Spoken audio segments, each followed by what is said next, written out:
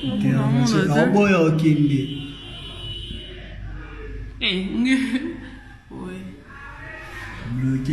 l'ai bien la fond. Je me bien. Il mène il est train de comment c'est bien fait. Mais c'est un député, non? Non, député, à ça, on nous fait changer. On nous fait changer quoi? Et puis, des fois, si l'État des droits. C'est qu'à comment? Non, les cabinets. À porter. Ma portion là, c'est un c'est quoi, on va côté les papas garde. Ouais, bah, on a pas de belé. T'as moi si naïe. Ouais, moi aussi. Il y a une idée. Moi si les Il y a bim. Ah, rappelle, bah, tu es craquant. On va vous t'envoyer. Et moi, on peut te laisser pour pointer la boue qui va. Il va finir ma casse. Bon, toi, tu me mets. Mais. Bon, on l'a pu sauter. On l'a vu sauter. Et mais des baquets. Voilà, ma garde n'était. T'es au ordre. Hein?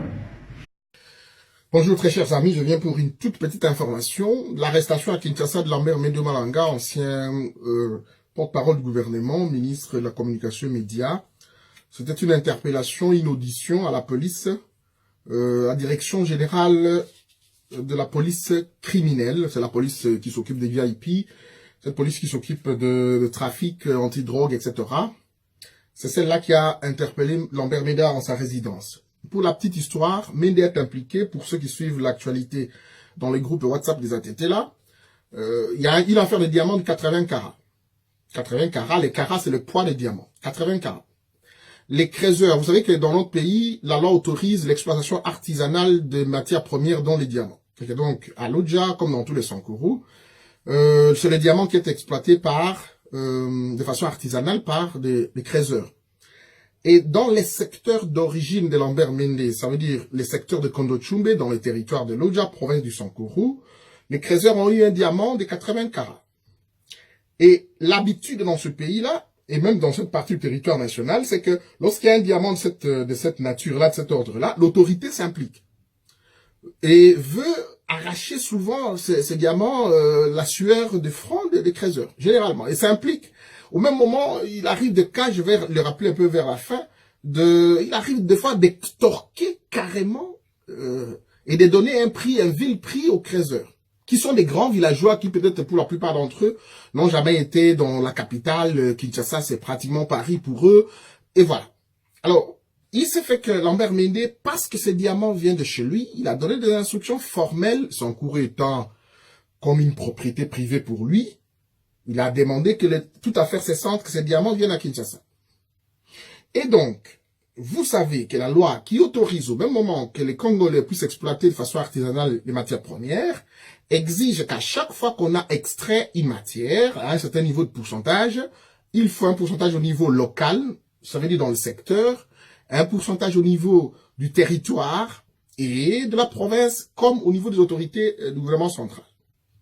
Total d'opération, Lambert Mende a dit non, ce diamant m'appartient, parce que ça vient de mon secteur d'origine. Et ceux qui suivent cette actualité dans les groupes des ATT, les groupes WhatsApp, suivront qu'ils sont allés même plus loin pour dire que le secteur de Kondochumbe, dans le territoire de l'Odja, a fait sa part en sortant un diamant de 85 carats pour faire cadeau à Lambert Mende pour sa politique. Il y en a qui l'ont dit, même des avocats, dans les groupes WhatsApp et des ATT là. Et que donc, bon, nous on est loin, on était en train d'observer la situation. Et, suivant un peu de près, non, c'était des creuseurs innocents qui ont tout simplement eu le fruit de leur front. Mais que le ministre voudrait s'impliquer comme d'habitude. Et pour avoir sa part, lui aussi, on ne sait pas quelle part, lui, il doit avoir. C'est comme ça que il y a eu tiraillement au niveau de l'Odja. Entre les familles des creuseurs, je ne sais pas encore avoir les noms, et le service public de l'État, mais aussi du camp de Lambert Mende. Le service public est incarné par l'administrateur territoire de l'Odja, Médard Elongue, qu'on appelle souvent Baobab. Il est administrateur territoire PPRD. Le ministre de Mines, lui aussi, le ministre provincial de Mines s'impliquait, le général de la police provincial du Sankourou, lui aussi voulait sa part. Et donc, à Lodja, c'était une cacophonie. Lambert Mende dit, ok, venez à Kinshasa, vous devez vendre parce que moi aussi, je dois avoir ma part. Et c'est comme ça qu'ils se sont emportés à Kinshasa. Et là encore, les créateurs ont dit, nous ne voulons pas vous vendre les diamants, nous ne refusons pas de rétrocéder les pourcentages au service de l'État, que ce soit au niveau local, territorial, provincial ou national, mais nous ne pouvons pas vendre les diamants en la résidence d'un ministre. C'est pas les lieux indiqués, nous ne connaissons pas encore le poids final du diamant et les caractéristiques de ce diamant. Nous voulons aller, avec les services de l'État, bien sûr, dans un endroit sécurisé et en toute liberté. Nous pouvons même décider de ne même pas les vendre à Lodja ici, nous pouvons aller les vendre ailleurs. Donc, c'est de leur... Et l'État congolais pouvait mettre les moyens pour accompagner ces compatriotes-là. Et donc, Lambert Mende voulait faire... Alors, j'ouvre une parenthèse avant de poursuivre.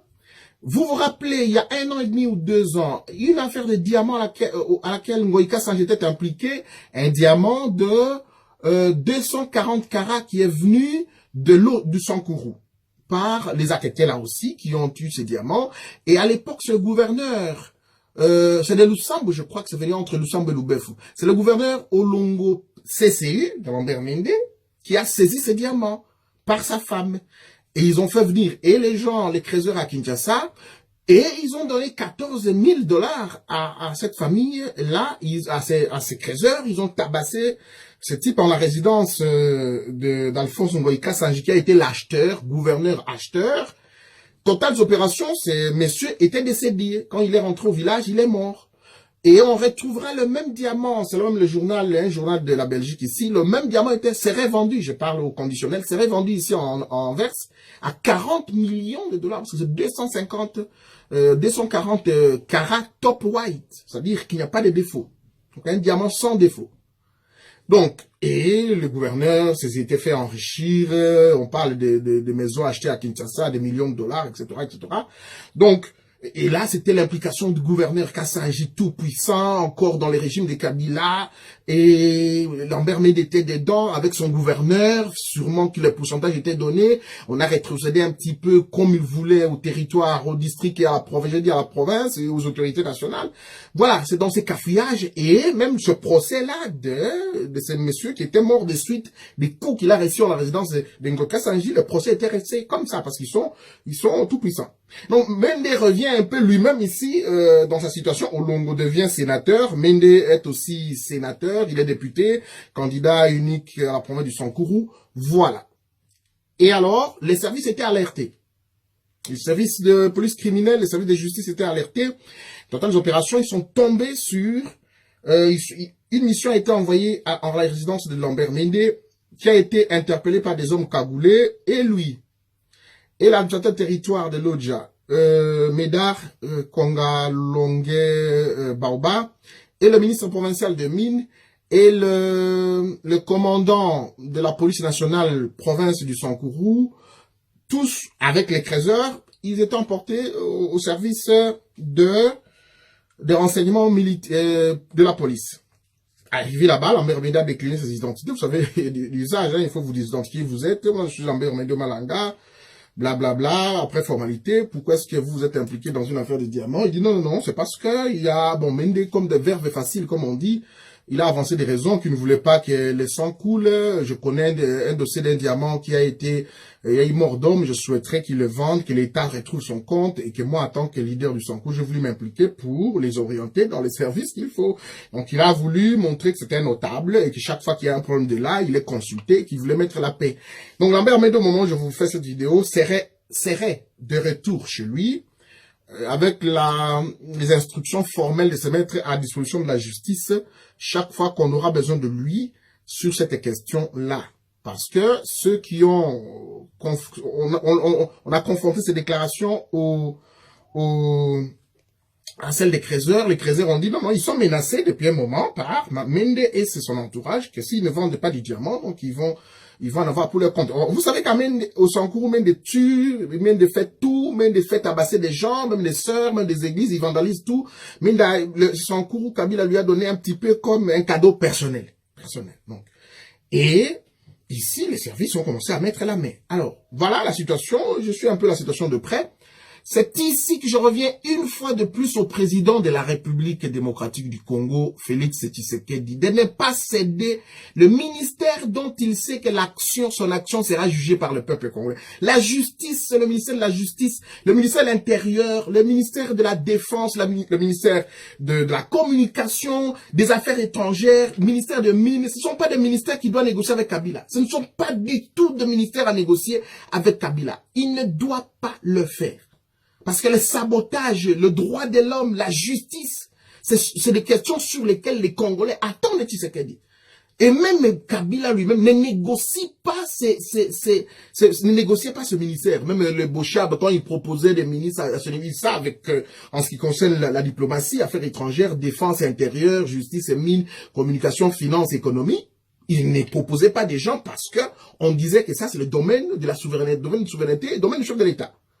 Donc ici, on doit, Tshisekedi doit avoir ça entre ses mains pour confier à qui il veut, à qui est son collaborateur, afin que l'action du chef de l'État, qui sera comptable par la population demain en 2023, que ça soit visible. S'il tente de céder entre l'un des kabylistes, c'est fini. Parce qu'aujourd'hui, si c'est des cas comme ça, des Congolais qu'on tuait, quelqu'un qui a son diamant, on le tue comme ça, on le tabasse et tout, il n'y a même pas de justice jusqu'à présent. C'est parce que la justice est entre les mains de ces médiocres. Donc, Tshisekedi ne doit pas poursuivre une action de l'installation de la médiocratie ou la médiocratisation de la RDC comme Kabila l'a fabriqué.